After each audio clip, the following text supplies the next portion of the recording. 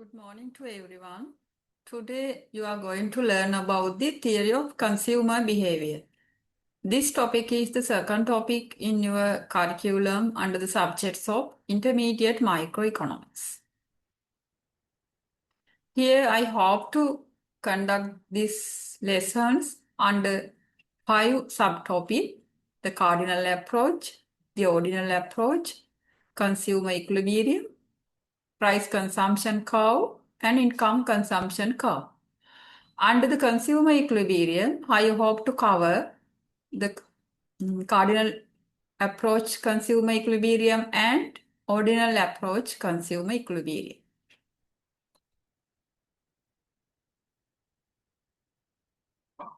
We got some idea on the previous lectures about the satisfaction, utility, and its how do we define it. You have to remember that concepts to understand some lessons of the theory of consumer behavior.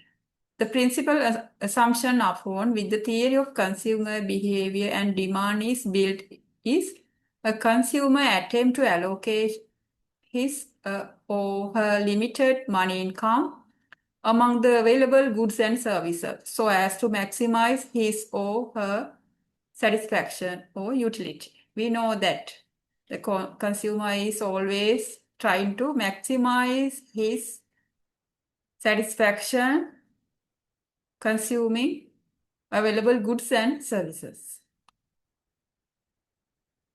The theory of consumer behavior is useful for understanding demand side of the market.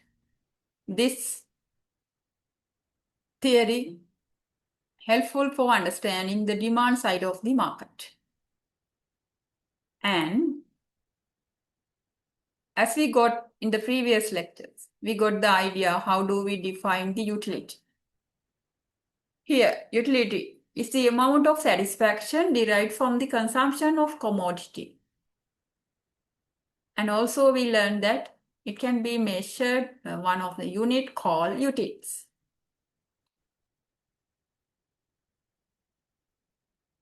When we basically discuss about the theory of consumer behavior, we can study two types of utility theory according to the utility concept. The first is cardinal approach. If not, we say it as the cardinal utility theory, and the other one is the ordinal utility theory. The utility is measurable in cardinal sense. It is the main concept of the cardinal utility theory. It is the main idea. It is assumed that the utility is measurable. Cardinal utility assumes that we can assign value for utility. This idea was developed by Jevons, Walras, and Marshall's economists. Example: if we consume some commodity, we can measure it by using the unit called utils. Here it is mentioned the derive 100 utils from eating slice of pizza. Then the utility has been measured by using a unit. This unit is named as utils. And the other sides, the ordinal utility theory. Ordinal utility theory. Utility is measurable in an ordinal sense, not cardinal sense. Under the ordinal utility theory, it is said that utility is measurable in an ordinal sense. Ordinal utility approach does not assign values, but cardinal utility we assign values. No?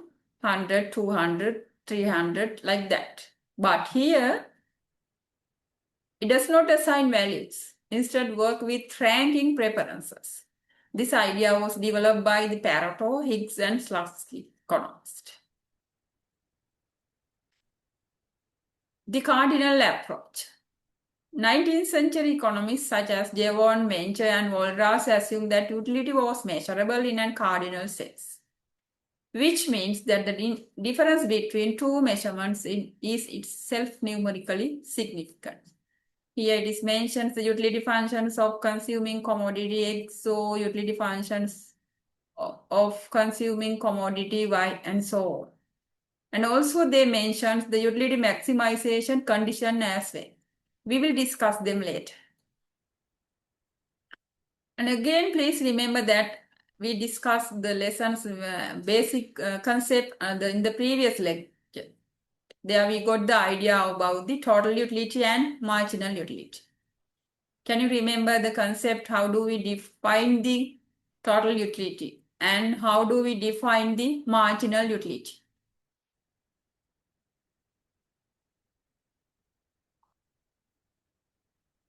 Total utility is the overall level of satisfaction derived from the consuming a good or services.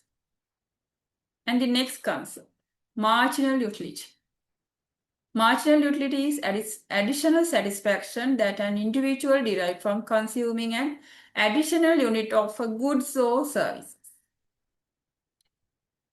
If we write it as a formula, we can write that marginal utility is equal change in total utility is divided by change in quantity. If not, we can write it as delta TU divided by delta Q.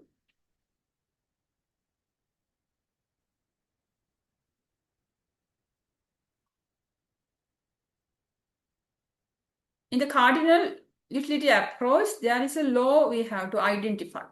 It is named as law of diminishing marginal utility.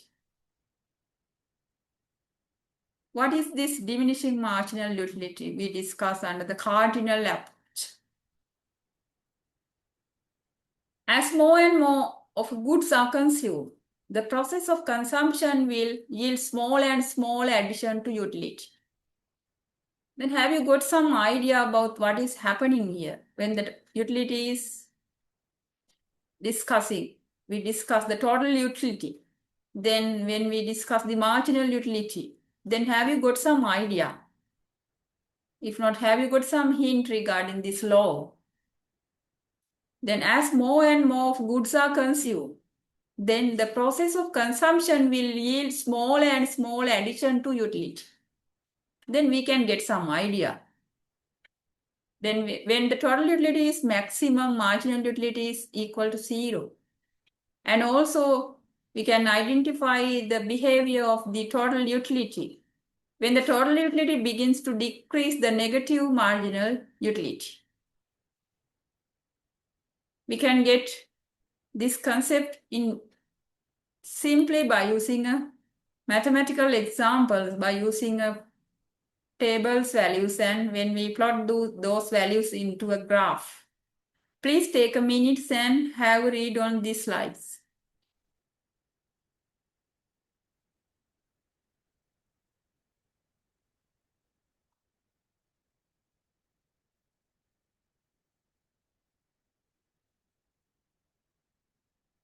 Can you see the behavior? What is the behavior of the total utility?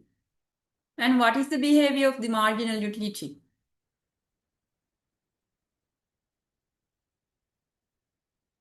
You can see that what will happen when the total utility is maximum. Then what you can see when the total utility is increasing?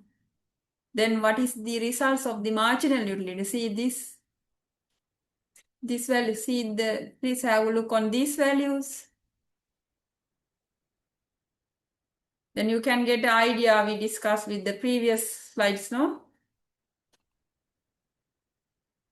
As more and more goods are consumed, the process of consumption will yield small and small addition to the utility.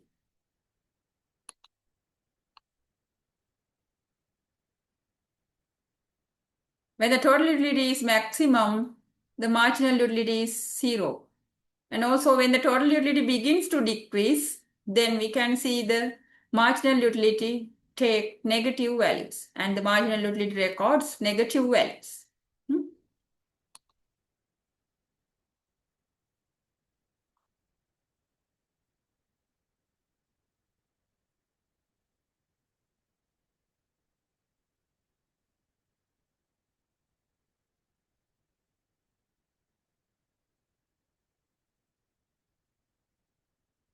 The same thing discussed here.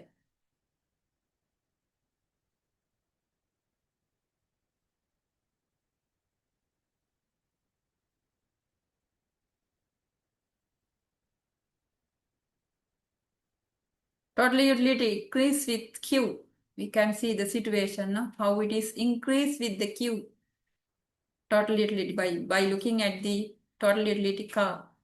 At some point, total utility can start falling with Q. See the quantity, when the quantity is equal to 5. If total utility is decreasing, then marginal utility greater than 0. From Q equal to 1 onwards, marginal utility is declining. Then we can identify the law of diminishing marginal utility. No? As more and more of a goods are consumed, the process of consumption will yield smaller and smaller addition to utility. Then when we discuss the cardinal utility approach, we have to discuss its consumer equilibrium. At the beginning, I mentioned that we have to learn the consumer equilibrium under the cardinal approach and under the ordinal approach. When we discuss the consumer equilibrium, we have to consider the some constraint faced by the consumer. All of you know that when we consume some commodity, we have to face two constraints. One is our income constraint and the other is the prices of relevant goods.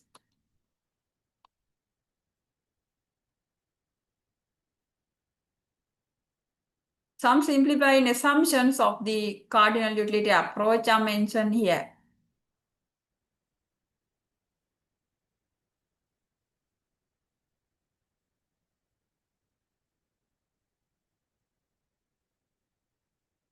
Here the consumer objective is to maximize his utility subject to income constraints. And also when the consumer objectives, when it is maximizing his objective functions, it should be maximized with subject to income constraints. And the other assumption is, it is assumed that two goods, it named as X and Y, and also prices of the relevant commodities PX and PY, and also it is assumed that they are fixed. And also one of the other assumptions is income is given. Income is denoted by the letter I or M.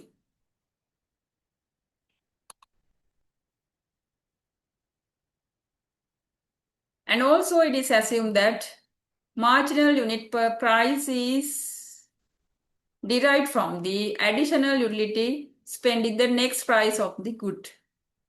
Then marginal utility per price also one of the assumption. Then the consumer equilibrium conditions are MUX divided by PX should be equal to MUY divided by PY. If the consumer spend more goods on X and less of consuming goods Y, then we cannot see a consumer equilibrium. If the consumer is in equilibrium, if not optimization conditions, this is the conditions. MUX divided by PX should be equal to MUY divided by PY.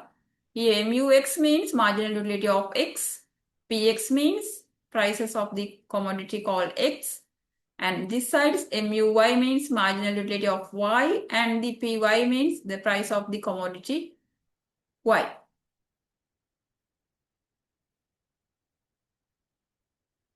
Then to get a more idea, under the consumer equilibrium of the cardinal utility approach, let's move to a mathematical example.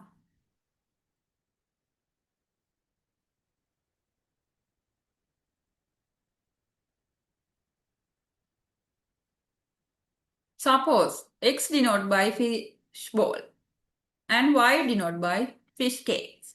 And the relevant prices of fish bowl and fish cakes are PX and PY respectively. Then assume that the prices of fish bowl is 2 and prices of fish cake is 10. That means assume the values 2 rupees or 10 rupees, and also you can assume that $2 or $10 and so on. Assume the values px equal to 2 and py equal 10.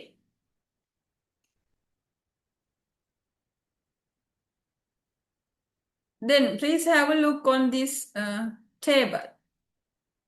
See the quantity of x, quantity of y, fish bowl and fish cakes, and total utility derived by consuming fish bowl and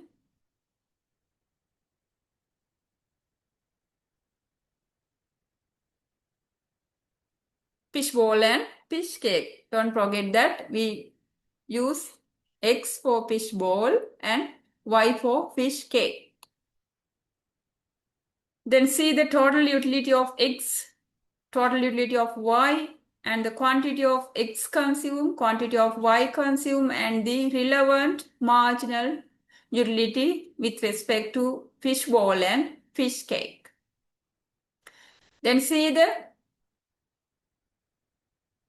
total utility behavior and try to derive the marginal utility values, looking at the total utility values, and then you will be able to calculate the marginal utility of the relevant x and the y. And the same way you can calculate the mux divided by px and muy divided by py.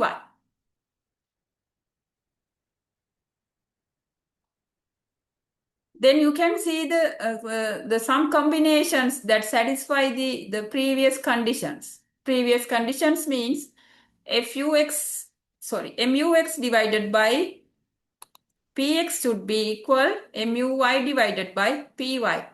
There we can see the two combinations, combinations A and combinations B. If we name this from the table, when we see the combinations of x3 and from x3 and 4 from y, and also the combination of B, we can see the from x 5 quantities and from y 5 quantities. Then when we calculate the expenditure for the consumer in the combinations of A, we can get the values for 223.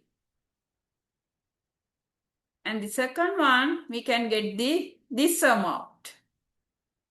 Then we can see the two combinations that satisfy the conditions that we learned earlier. No, mux divided by px should be equal to muy divided by py. There we can see the two combinations. Then what is the rational point we choose if not the consumer chooses?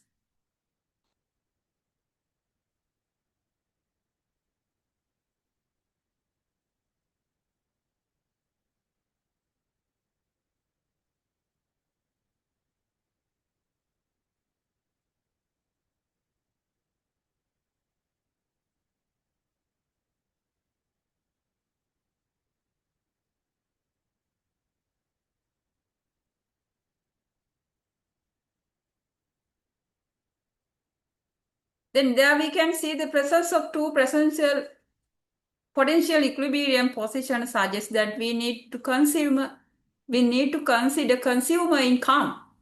At the beginning, I discussed the consumer has to pay two constraints: the relevant prices of the good and his or her income. Then, to do so, let us examine how much is consumer spent for each combinations. Then we have to consider about how much his or her income. If his income is 46 and 60, then if his income is equal to 46, the consumers will be maximize his utility with the combinations of A. And also the other side, if the consumer income is given as 60, then his optimal combinations denoted by the combinations of B. Then combinations is depend on his income level. At the combinations B, if we say something on the combinations B, if we choose the combination B, combination A is affordable, but it is a lower level of utility. No? Because the income is 60, but the combination yields the lower level of utility. Then we move to the ordinal utility approach. First, we discuss the cardinal utility approach. Please remember that it is assumed that the utility can be measured in cardinal sense. Now we are going to move the ordinal approach. This idea was developed by the Hicks, Slutsky, and Pareto. They mentions that utility is measurable in an ordinal sense. The utility derived from consuming a good such as X is a function of the quantity of X and Y consumed by a consumer. Like this way. Utility is a function of X and Y. In ordinal utility theory, it is said that it can be measured in qualitative, not quantitative, but only list the main options by using indifference curve and budget line. The rational human being will choose to maximize the utility by selecting the highest utility. Then they mentioned that different consumers has different utilities. Under the ordinal utility approach, one of the main concepts we discussed, indifference curve. Indifference curve is a curve where the points represent combinations of items when the consumers at indifference situations, if not indifference satisfaction levels. Here in this indifference curve, both axes shows the quantity of goods. For the combinations that produce a higher level of satisfaction, a curve shifts to the right. That means when there are two or more indifference curve in an indifference map, lower level of indifference curve shows the low level of satisfactions, and the higher indifference curve that are located in the indifference map shows the higher level of satisfactions. And also, in contrast, the curve shifts to the left. Then like this way, we can identify the behavior of indifference curve.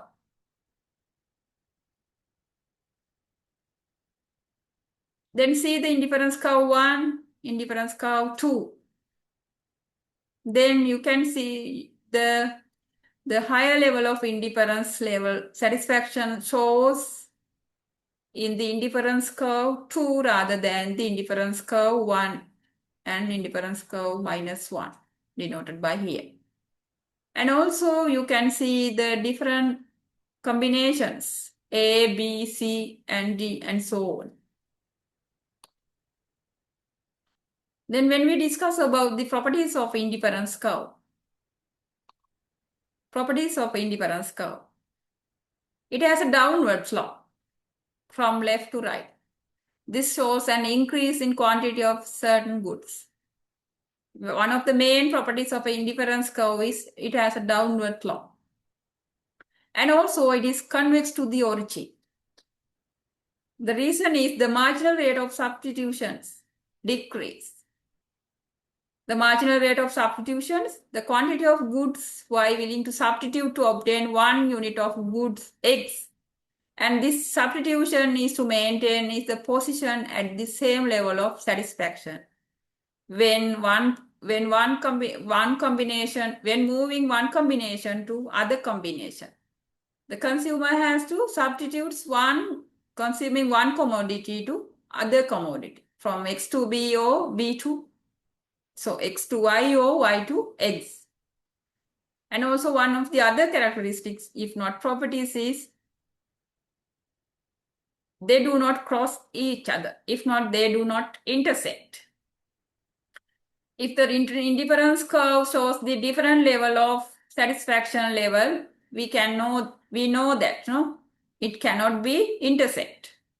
If it is intersect each others, the intersecting points reflect the equal satisfaction level, but it cannot be happen. No, we know that different indifference curve shows the different satisfaction level. Then it cannot cross each other.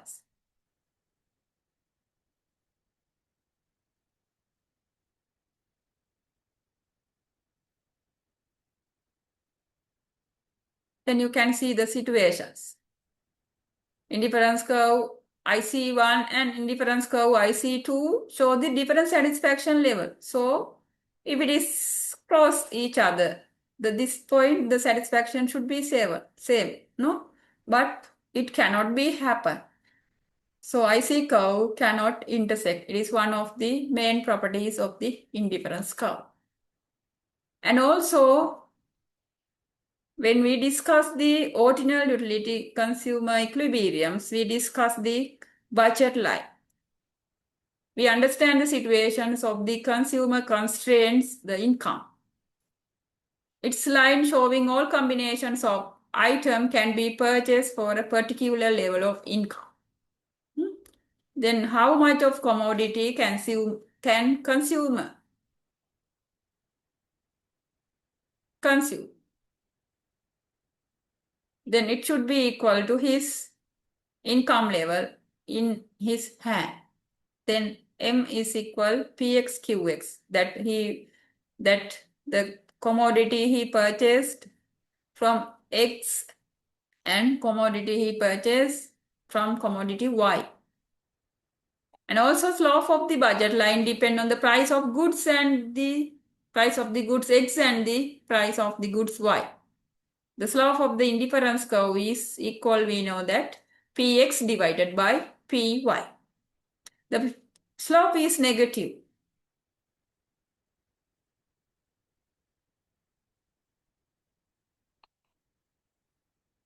Then we move to the factors shift the budget line. Then we know that what happened to when the changes price of commodity exchange. Then we can see from that axis the budget line can be shifted to the left or right due to the price of X increase situations or decrease situation. And also the other sides opposites the price of the changes of the price of goods Y. Then from the relevance axis the budget line will be shift to the right side, so left sides. And also we can see the total shift of the budget line due to the changes of income. If the income is increases, the budget line shift to the right side. And also if the income is decreases, budget line will move to the left sides like this way. Then now we move to the effects of the price changes on the budget line. When the price of the goods is increased, the quantity of good is reduced by maintaining the quantity of Y and vice versa. We know that the consumer has to substitute one commodity to another commodity if we change his consumption combinations. No, he had to substitute one commodity to another commodity. Here, X for X, if he need to increase X, he has to substitute Y values for that and vice versa. When the price of Y increases, the quantity Y is reduced by maintaining the quantity of X and vice versa. That is why I mentions. And also effects of change in the budget line of changes of income. When income increases, quantity of X and quantity of Y can be bought even more. At a point on the X-axis shift to the right and a point of the Y-axis move on and vice versa. When income decreases, this situation, so this one, due to the changes of income.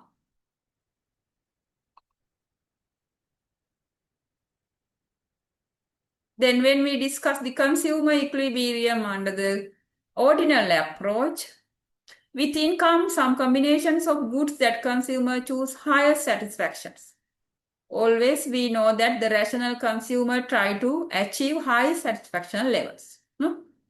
The satisfy the same curve and the budget line are connected. If we say something about the consumer equilibrium, the consumer satisfaction will at the optimum point, the same curves and budget line are connected at the point where the curves of indifference curve and the budget line tangent. And also in the other sides, if we mention that at that situation, at the consumer equilibrium, slope of the consumer equilibrium, we can see that the slope of the indifference curve is equal to slope of the budget line. And also the consumer choice influenced by income. Increase income, increase consumer equilibrium point. If his income is increased, he can go for a higher satisfaction level. And also we know that if the income is increased, the budget line also shifted to the right side. Then he can achieve the higher satisfaction level rather than the lower income level. Please have a look on this and identify the optimum combination of the consumer. And considering the consumer equilibrium satisfaction conditions under the ordinal approach. There we mentioned that the one of the conditions, no? What is this? Slope of the budget line should be equal to slope of the indifference curve. And also the tangent point of the indifference curve and budget line. If you consider the tangent points on the situation, there we can see the two situations, no? That there are three tangent points, C, D, and E. Here also indifference curve tangent to budget line and the same situation D and the same situation here. But we have to see always the consumer is rational. He try to achieve highest level of satisfaction. Then the best combination of this according to this graph is E. You can understand that one, no? The satisfaction level of IC2 is lower than the satisfaction level of IC3. Then the rational consumer should choose the point E.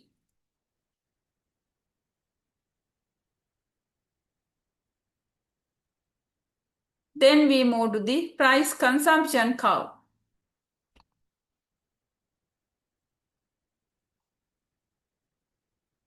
Price consumption curve we can derive by using the change of price of X here.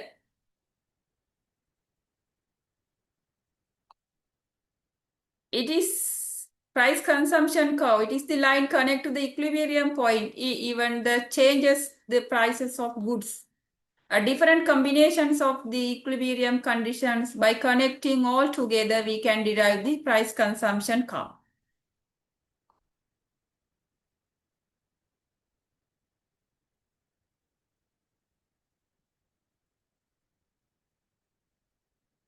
Then derivations of the demand curve can be done using the price consumption curve. With the different price level, how much of the commodity he consumed. Then by taking these values in a graph, we can derive the formations of demand curve. And also next we move to the income consumption curve. What is mean by income consumption curve?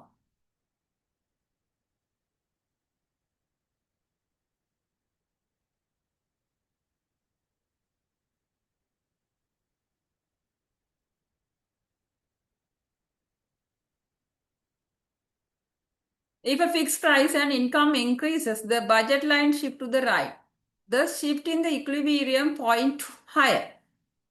The equilibrium points, some income item associated with the line can be income consumption curve. By connecting to the equilibrium point due to the changes of income. We can derive the income consumption curve. Income consumption shows the point for the combinations of goods that can be purchased when income changes and fix in price. To see the different combinations of the equilibrium situations.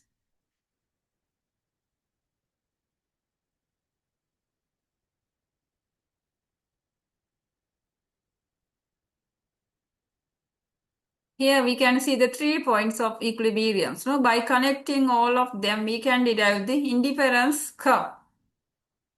Like this, we can discuss the consumer equilibriums under the cardinal approach and ordinal approach. I think today you were able to identify some basic concept of the consumer behavior theory based on the ordinal utility approach and cardinal utility approach.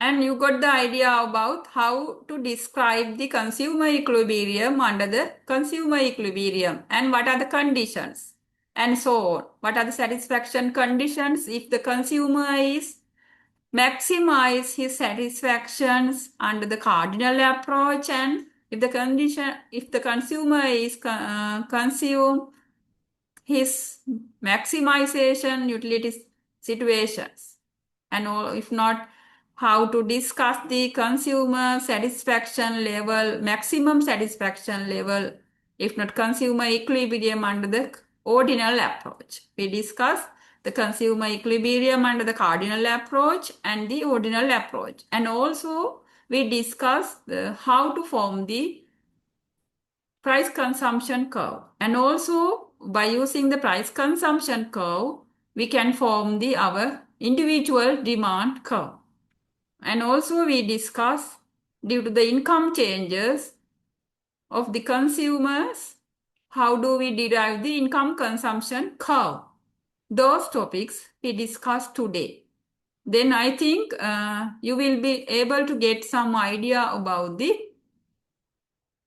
cardinal approach and ordinal approach. So, in the next semester, you have a subject called Advanced Microeconomics. There you can get more knowledge on these basic foundations of the consumer behavior theory.